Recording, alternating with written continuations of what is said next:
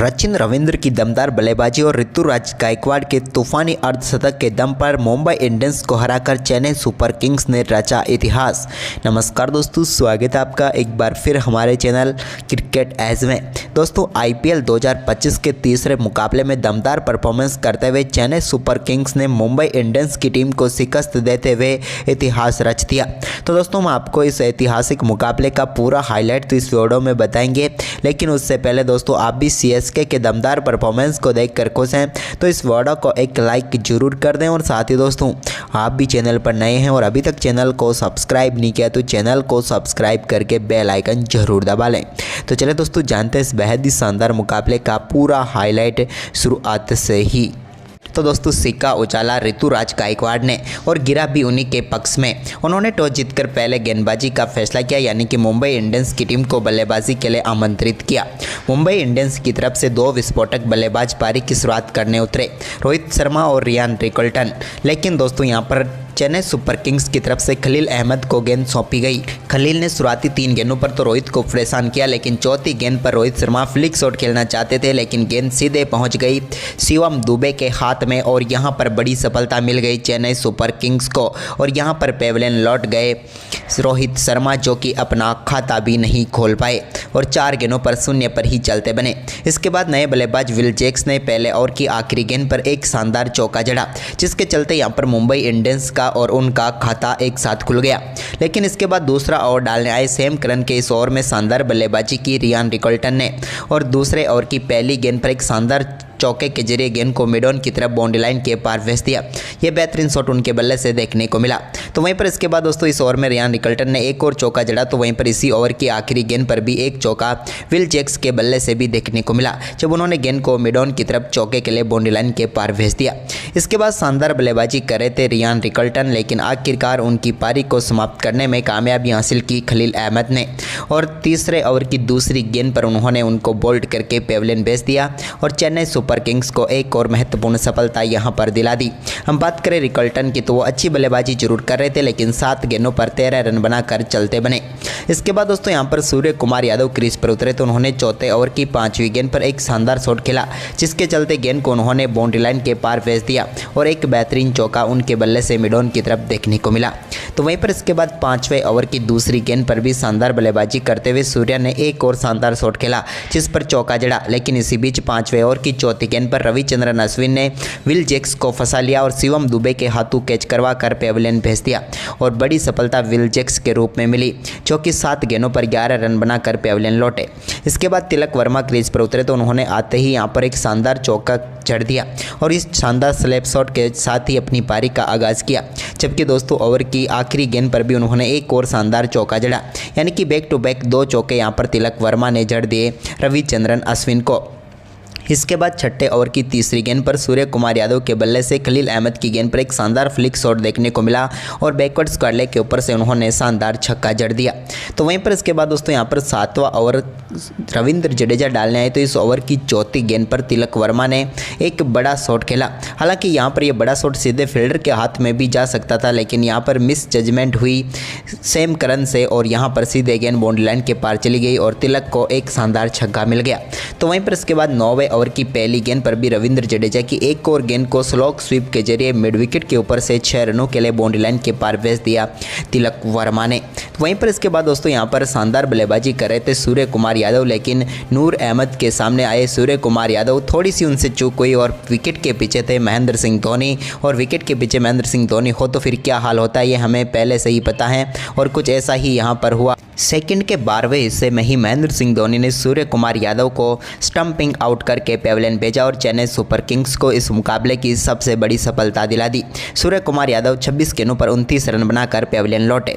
तो वहीं पर इसके बाद दोस्तों रॉबिन मिंज खेलने उतरे, लेकिन वो भी 13वें ओवर की चौथी गेंद पर बड़ा शॉट खेलने के लिए गए नूर अहमद की गेंद पर, लेकिन सीधे पहुंच गई गेंद यहाँ पर रविंद्र जडेजा के हाथ में और नूर अहमद को एक और सफलता मिल गई।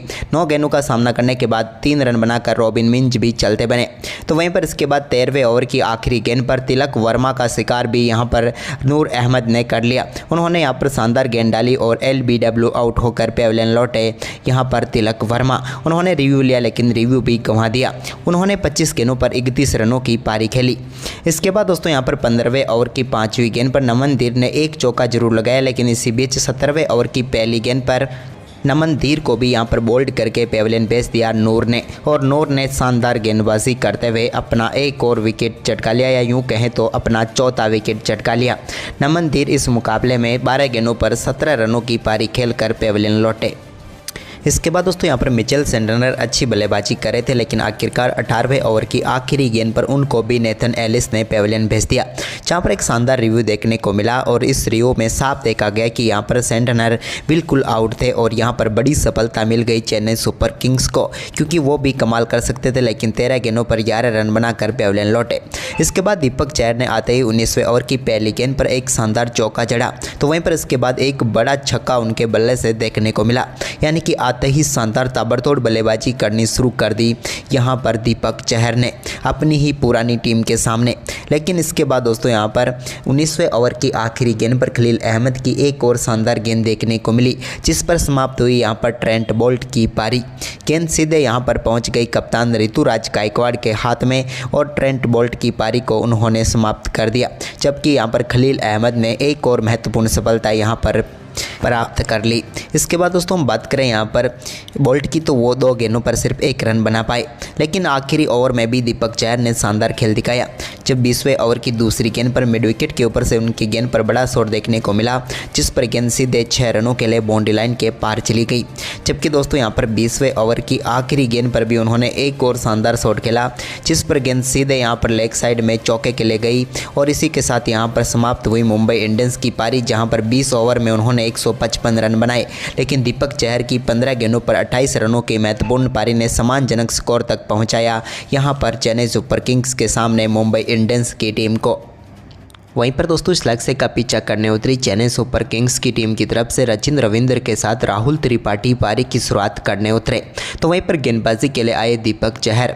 दूसरे ओवर की दूसरी गेंद पर शानदार चौका यहां पर रचिन रविंद्र ने झड़ दिया, लेकिन इसके बाद दोस्तों यहां पर दीपक चहर ने शानदार वापसी की और दूसरे ओवर की चौथी गेंद पर राहुल त्रिपाठी को पेविलियन भेज दिया।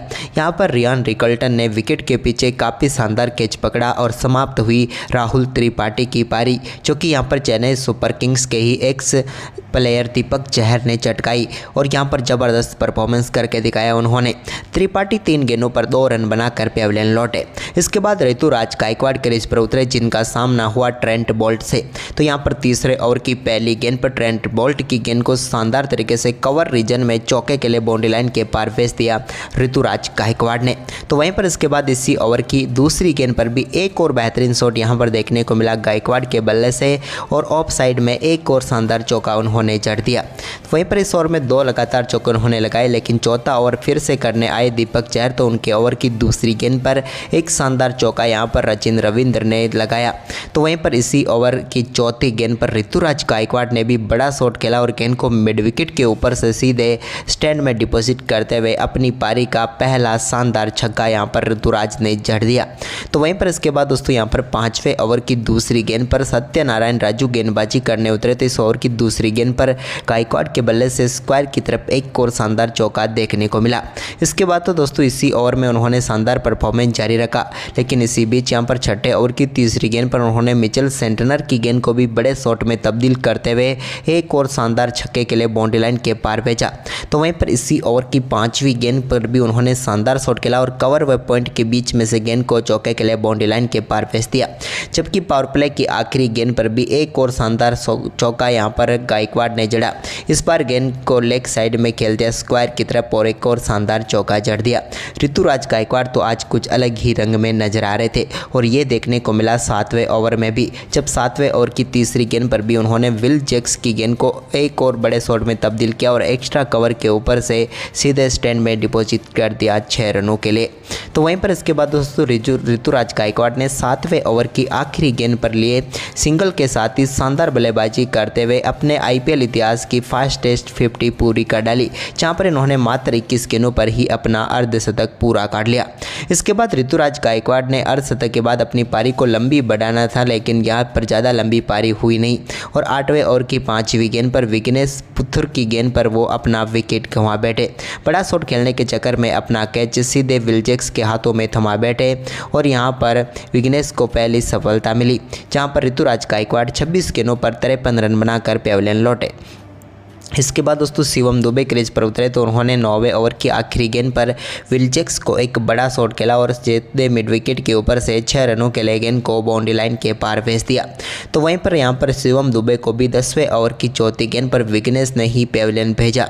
विघ्नेश की गेंद पर वो भी बड़ा शॉट खेलना चाहते थे, लेकिन सीधे फील्डर को ढूंढ बैठे तिलक वर्मा को उन्होंने शानदार कैच पकड़ा और विघ्नेश पुत्र को ये दूसरी सफलता मिल गई आज के दिन की। यहाँ पर हम बात करें शिवम दुबे की तो वो 7 गेंदों का सामना करने के बाद 9 रन बनाकर पेविलियन लौटे। इसके बाद यहाँ पर शानदार बल्लेबाजी करते हुए सचिन रविंद्र ने 12वें ओवर की पहली गेंद पर विघ्नेश पुत्र की गेंद को बड़े शॉट में तब्दील किया और गेंद को 85 मीटर दूर स्टैंड में डिपॉजिट कर दिया लॉन्ग ऑन के ऊपर से। लेकिन इसी ओवर की चौथी गेंद पर विघ्नेश ने शानदार गेंदबाजी करते हुए यहाँ पर पेविलियन भेजा दीपक हुड्डा को। दीपक हुड्डा बड़ा शॉट खेलने के लिए गए, लेकिन यहाँ पर अपना कैच थमा बैठे सीधे सत्यनारायण राजू के हाथ में और यहाँ पर वो आज कुछ खास नहीं कर पाए, 5 गेंदों पर 3 रन बनाकर चलते बने। इसके बाद दोस्तों यहाँ पर सैम करन भी कुछ खास नहीं कर पाए और 15वें ओवर की पहली गेंद पर उनका सफलता भी यहाँ पर चटकाने में कामयाब हुए। विलजैक्स यहाँ पर बोल्ड कर दिया सैम करन को। सैम करन भी यहाँ पर काफ़ी देर तक क्रीज पर जरूर टिके रहे, लेकिन अपना इंटेंट नहीं दिखा पाए और ख़राब फॉर्म को यहाँ पर भी जारी रखा, जहाँ पर वो 9 गेंदों पर 4 रन बनाकर पेविलियन लौटे। इसके बाद दोस्तों यहाँ पर शानदार बल्लेबाजी जारी रही रविंद्र जडेजा की, जब उन्होंने 17वें ओवर की दूसरी गेंद पर भी एक शानदार चौका जड़ा और गेंद को बेहतरीन तरीके से बैकवर्ड पॉइंट की तरफ चौके में तब्दील कर दिया।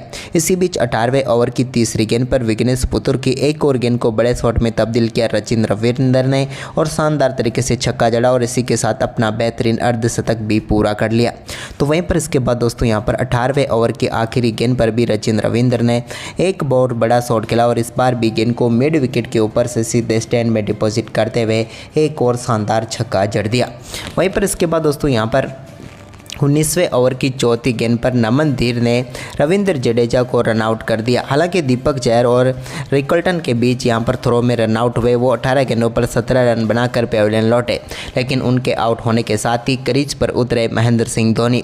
सभी को इंतजार था धोनी के मैदान पर उतरने का। वो क्रीज पर उतरे, लेकिन आज 2 गेंदों का सामना भी उन्होंने किया, लेकिन दोनों गेंदों पर वो कोई भी रन नहीं बना पाए।